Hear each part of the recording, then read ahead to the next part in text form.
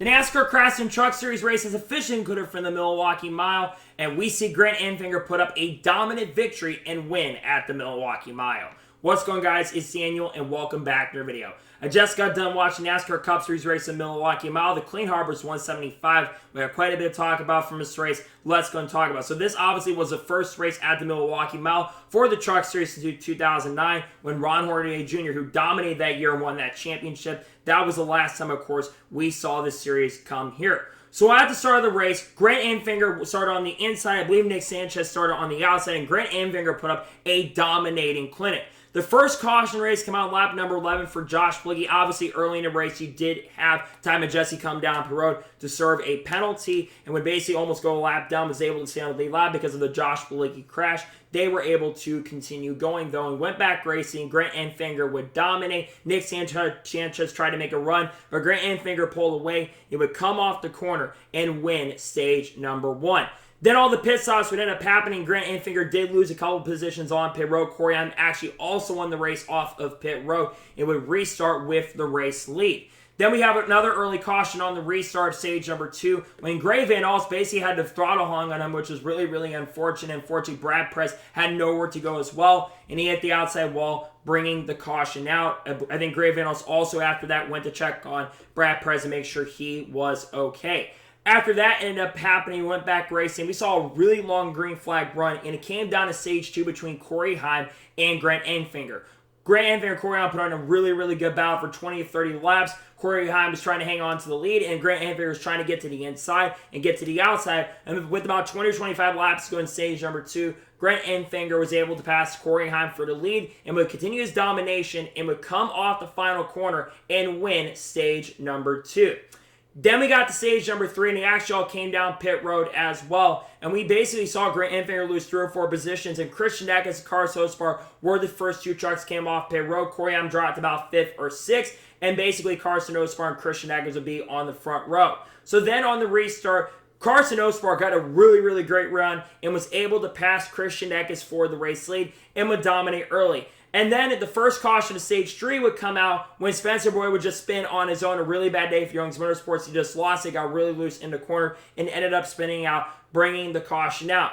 Then we went back racing with about 40 or 45 laps to go, and then another caution came out for another crash, I think, that happened between William Sawalich. William Sawalich on the inside of Ben Rhodes trying to pass him. I thought there might have been some contact between Ty Majeski and William Sawalich. Turns out that William Sawalich just got loose getting under Ben Rhodes and lost it in the corner and hit the outside wall really, really hard, backed it in there, bringing the caution out. And then we saw a little strategy where guys like Carson Hocebar, Tanner Gray, Haley Deegan all decided to stand on, also Roger Kroof as well, and Derek Kraus, while the rest leaders came down pit road. We went back green once again, and then the final caution of the race would come out about 30 laps to go when you saw Nick Sanchez get turned by Corey Heim. It looked on the replay that maybe Corey Heim got boxed in and put in the outside wall by Nick Sanchez. Nick Sanchez is no secret, has been someone who's been extremely aggressive and has made some mistakes getting into people, but it seemed like Corey Heim may not have been very happy with Nick Sanchez and ran into the back of him and just cleaned him out, taking Nick Sanchez out of contention for the win. Nick Sanchez had a really, really strong truck, and such a shame.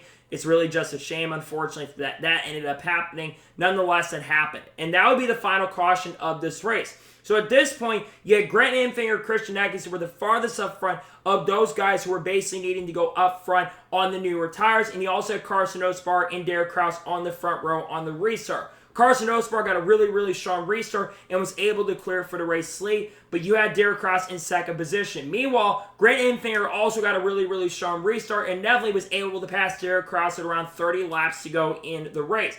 And then coming to about 20 to 21 laps to go, Grant Enfinger got a really, really strong run, got to the inside of Carson Hocebar, tried to make the pass, couldn't do it. We saw a really good battle for the end of this race. And then coming 17 laps to go, Grant tried to send it way into the corner and passed Carson Hocebar for the lead, but drove back up the track, and they're both side by side going down the backstretch. Gun going to turn number 3. Grant Enfinger was finally able to clear him. Carson was trying everything in the last laps to get to Grant Enfinger, but he would not have anything for him. And coming off the final corner at the end of this race, Grant Enfinger pulled up to about a 2.5 second lead or a second and a half lead. And coming off the corner, Grant Enfinger pulls off and gets his 3rd victory of the 2023 NASCAR Cup Series season.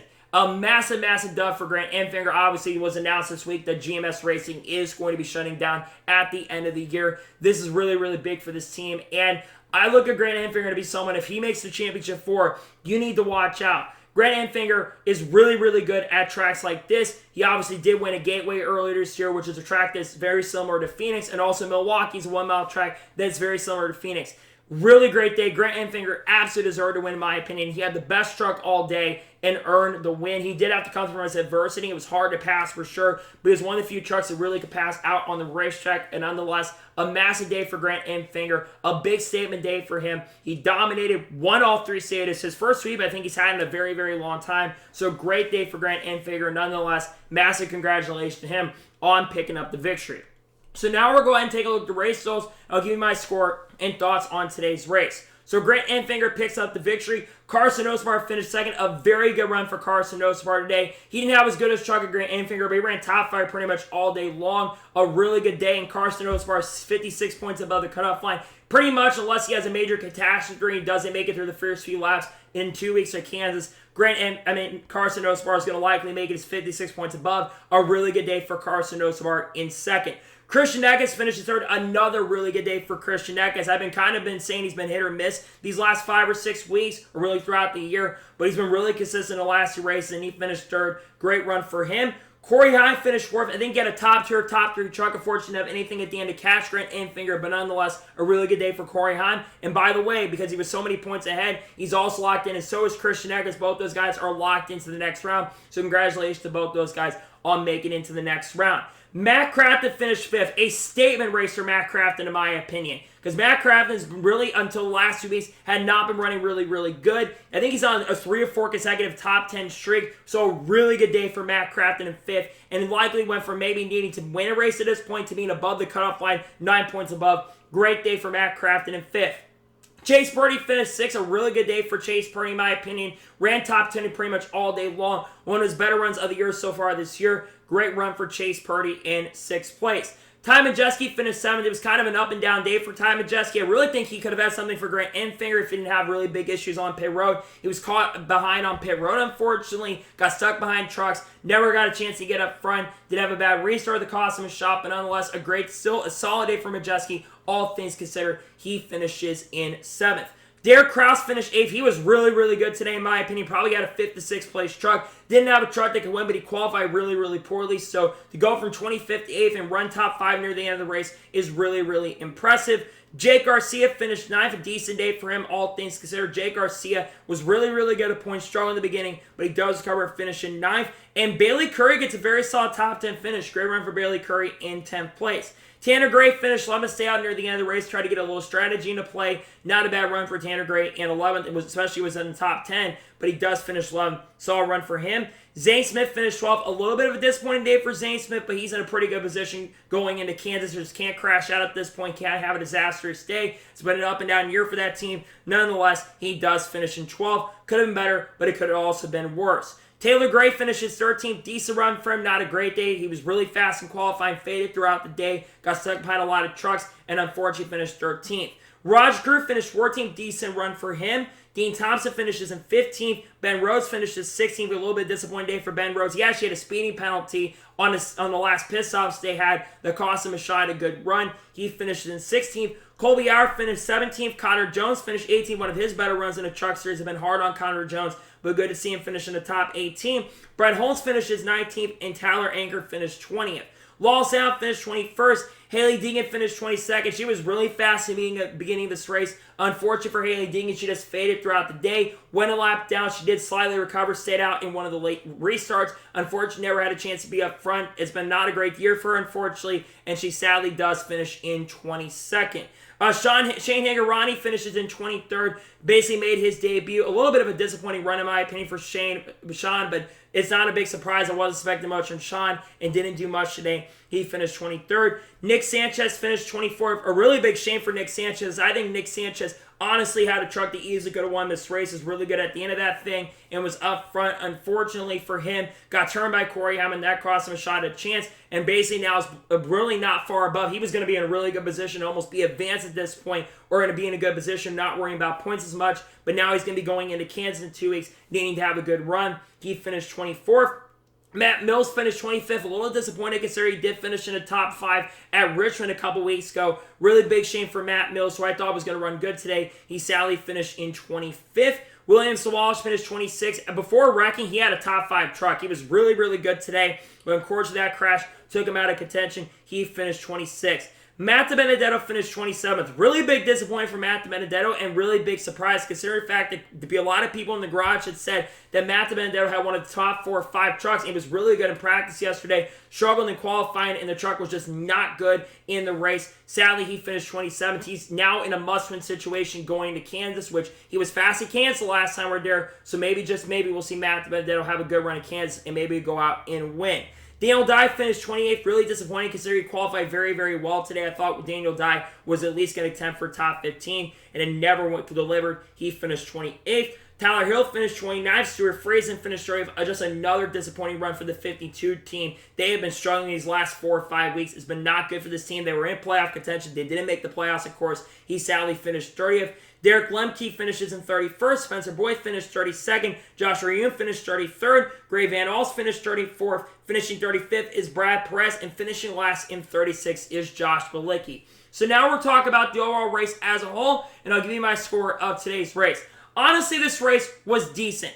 It wasn't great. It wasn't bad. It was just decent. You had really good solid racing, at least in the beginning, the first 5 or 6 laps. That side-by-side racing between Grant Enfinger and Nick Sanchez, I thought was really, really awesome and really, really good. But eventually got a little bit strung out. But throughout the pack, I thought the racing was really, really good. It's just that Grant Enfinger's truck was so good. It was difficult to pass, I will say. But then the ending of the race between Carson Osbar and Grant Enfinger, where they were getting side-by-side and they were setting up, and also in stage 2 as well, when you had the battle between Corey Heim and Grant Enfinger, I thought that was really, really good. But once Grant Enfinger got the lead, it was going to be really, really tough to pass. So it's really good to see the Truck Series back in Milwaukee. I am going to give today's NASCAR Truck Series race in Milwaukee overall, I'm going to give this race overall an 8 out of 10. It was solid. It wasn't great. It was fantastic. It was pretty good, though, in my opinion. I enjoyed some points of this race. I'm giving today's NASCAR Truck Series race overall an 8 out of 10.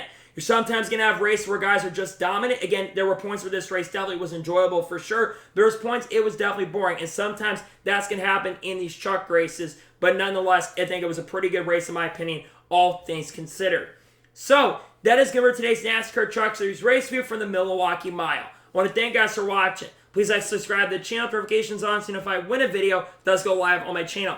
Follow me on Twitter, Facebook, and Instagram, and support my Patreon as well. Let's go below that and come with your thoughts below on today's race. What are your thoughts on today's race? Let me know below. Let me know your score in the comments below. And congratulate Grant Enfinger on picking up the victory and advancing into the next round.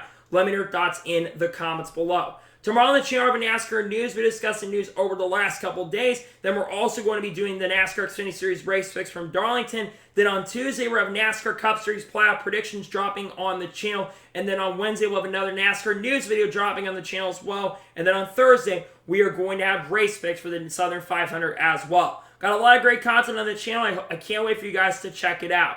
So anyways, like I said, I want to thank you guys for watching today's episode, and I'll see you guys next time for more great, awesome NASCAR content and other motorsports content on the channel like this. Take care, everybody.